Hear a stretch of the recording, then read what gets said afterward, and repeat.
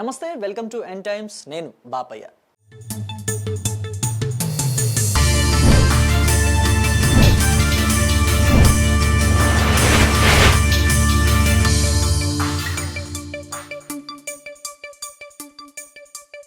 నీకు దండం జగన్, పార్టీలో ఇక ఉండలేం అని చెప్పి ఈ వీడియోకి నేను ఒక టైటిల్ పెట్టాను. అంటే ఆంధ్రప్రదేశ్ మాజీ ముఖ్యమంత్రి వైఎస్ఆర్ కాంగ్రెస్ పార్టీ అధినేత వైఎస్ జగన్మోహన్ రెడ్డి తోటి ఆ పార్టీలోని సీనియర్ నేతలే అంటున్నట్టుగా ఇక మేము ఈ పార్టీలో ఉండలేము జగన్ అని చెప్పేసి అంటున్నట్టుగా నేను థంబ్నెయిల్లో కూడా పెట్టాను.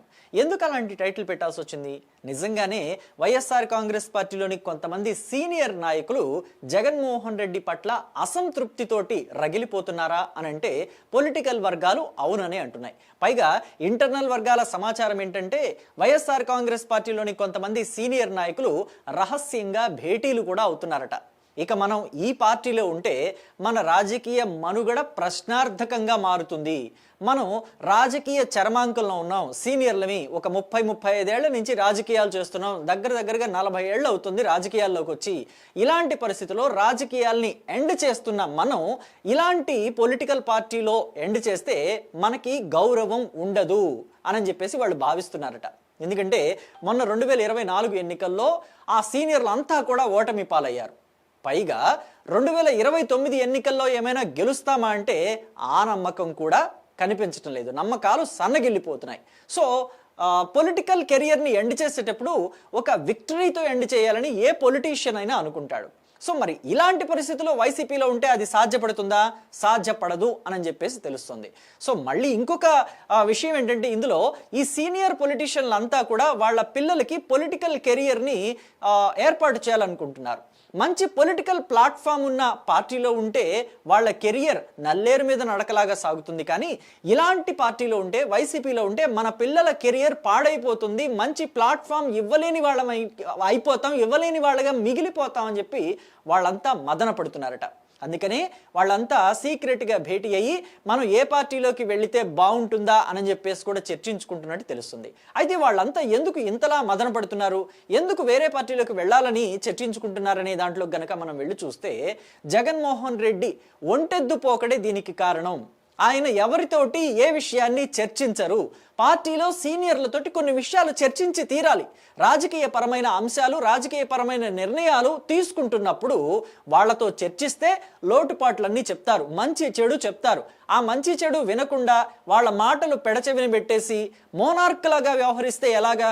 మరి అది అంతా కూడా పార్టీకి నష్టాన్ని చేకూరుస్తుంది. నష్టాన్ని చేకూరిస్తే అది జగన్మోహన్ రెడ్డికి మాత్రమే నష్టమా అంటే కాదు కదా.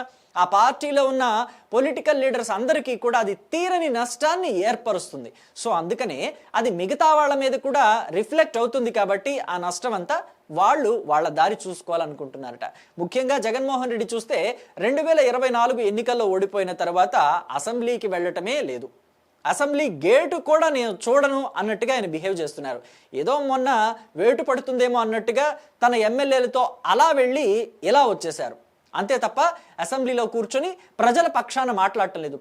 ప్రతిపక్షం అని అంటే ఏంటి? ఇక్కడ ప్రజల పక్షం అని అర్థం. ప్రజల పక్షాన నిలబడి వాళ్ళ సమస్యలని అసెంబ్లీలో వాళ్ళ వాణిని వినిపించాలి కదా. కానీ జగన్మోహన్ రెడ్డి ఏం చేస్తున్నారు? బయట ప్రెస్ మీట్ పెడుతున్నారు. ఒక 2.5 గంటలు 3 గంటలు ప్రెస్ మీట్ పెడితే ఉపయోగం ఏమైనా ఉంటుందా? ఎవరు చూస్తారా ప్రెస్ మీట్? అదే అసెంబ్లీలోకి వెళ్ళి 10 నిమిషాలు మాట్లాడినా సరే మైక్ ఇవ్వలేదా? ఇవ్వకపోతే ప్రభుత్వానికి తప్పు అవుతుంది. మైక్ ఇస్తే ఖచ్చితంగా జగన్మోహన్ రెడ్డికి అది అడ్వాంటేజ్ అవుతుంది. సో జగన్మోహన్ రెడ్డి ఏం మాట్లాడతారా అసెంబ్లీలో అని చెప్పేసి వినటానికి ప్రజలంతా ఉత్సుకతతోటి ఎదురు చూస్తారు. మరి దానిని, ఆ అవకాశాన్ని వదులుకొని జగన్మోహన్ రెడ్డి ఇక్కడ ప్రెస్ మీట్ పెడితే 2.5 గంటలు 3 గంటలు ప్రెస్ మీట్ ఎవరు చూస్తారు? 2.5 గంటల సినిమా చూడటానికే ఇబ్బంది పెడుతున్నారు. అంతసేపు ఎక్కడ టైం వేస్ట్ చేసుకుంటాం? ఓటీటీ ప్లాట్ఫామ్లోకి వచ్చిన తర్వాత కొన్ని సీన్లని ఫాస్ట్ ఫార్వర్డ్ చేసుకుని చూద్దాంలే అనుకుంటున్నారు ఈ రోజుల్లో. అలాంటిది ఎంటర్టైన్మెంట్కి అంత తక్కువ ప్రిఫరెన్స్ ఇస్తుంటే జగన్మోహన్ రెడ్డి ప్రెస్ మీట్కి ఎవరు ప్రిఫరెన్స్ ఇస్తారు? ప్రజలు ఎవరు ప్రిఫరెన్స్ ఇవ్వరు. పైగా జగన్మోహన్ రెడ్డి ప్రెస్ మీట్ పెట్టినా 2.5 గంటలు 3 గంటల పాటు ప్రెస్ మీట్ పెట్టినా ఈ నెలలో పెట్టిన ప్రెస్ మీట్నే మళ్ళీ వచ్చే నెలలో కూడా రిపీట్ చేస్తారు.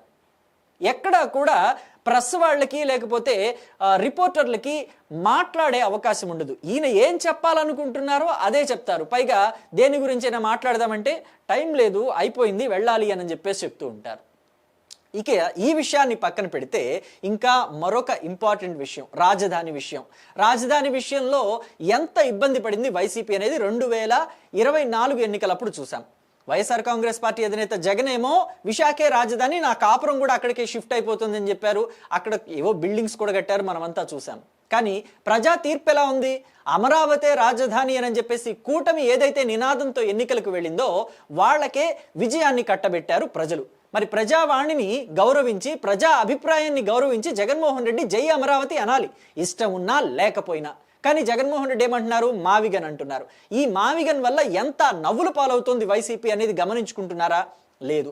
పైగా ఇక్కడ ఫ్యామిలీ విషయాల్ని కూడా ప్రత్యర్థి పార్టీలు, జగన్మోహన్ రెడ్డి ఫ్యామిలీ విషయాలని కూడా, ఫ్యామిలీ మ్యాటర్స్ని కూడా ప్రత్యర్థి పార్టీలు ఆయుధంగా మలుచుకుంటున్నాయి. తల్లి వెళ్ళిపోయింది ఇంట్లో నుంచి, చెల్లి వెళ్ళిపోయింది, ఎక్కడా కూడా బాబాయి కుమార్తెతోటి సఖ్యత లేదు, అవినాష్ రెడ్డిని వెంటేసుకుని తిరుగుతున్నాడు, బాబాయి హత్య కేసు కూడా వైసీపీకి మింగుడు పడని అంశంగా మారిపోయింది. ఇవన్నీ కాకుండా ఇంకా చాలా విషయాలు వైసీపీని వెంటాడుతూనే ఉన్నాయి. లిక్కర్ కేసు కావచ్చు, లేకపోతే తిరుమల లడ్డు వ్యవహారం కావచ్చు, ఇవన్నీ వెంటాడుతుంటే ఎక్కడా జగన్మోహన్ రెడ్డి వాటి విషయాలని ఆలోచించకుండా కేవలం మావిగన్ అంటూ ప్రెస్ మీట్లు పెడుతూ అసెంబ్లీకి వెళ్లకుండా ఇలాంటి టైంపాస్ వ్యవహారాలు చేస్తుంటే ఈ సీనియర్లందరికీ విషయం మింగుడు పట్టం లేదట. పైగా నియోజకవర్గాల్లో కార్యకర్తలు కావచ్చు, దిగువ శ్రేణి నాయకులు కావచ్చు, ఇలా అయితే మనం గెలవటం కష్టం, మన వల్ల అవ్వదు వచ్చే ఎన్నికలు అని చెప్పేసి ఓపెన్గా చెప్తున్నారట. మరి కింది స్థాయి నాయకులు, కార్యకర్తలు, ఫాలోవర్స్ వీళ్ళ మాటని గౌరవించక తప్పదు కదా ఆ సీనియర్ లీడర్స్కి.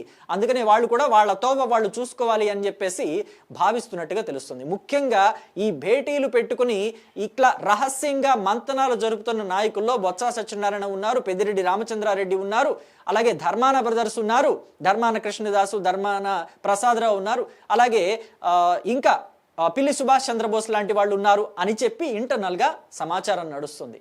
మరి దీని మీద మీరేమంటారు? వీళ్ళంతా పార్టీలో ఉంటారా? వెళ్ళిపోతారా? వెళ్ళిపోతే ఏం జరుగుతుంది? వైసీపీ పరిస్థితి ఏంటి? ప్రజల్లో వైసీపీ ఇంకా పలుచనైపోతుంది కదా అని చెప్పేసి మాట్లాడుకుంటున్నారు బయట టాక్. మరి దీని మీద మీరేమంటారో మీ అభిప్రాయాన్ని కామెంట్ బాక్స్లో తెలియచేయండి. Thank you.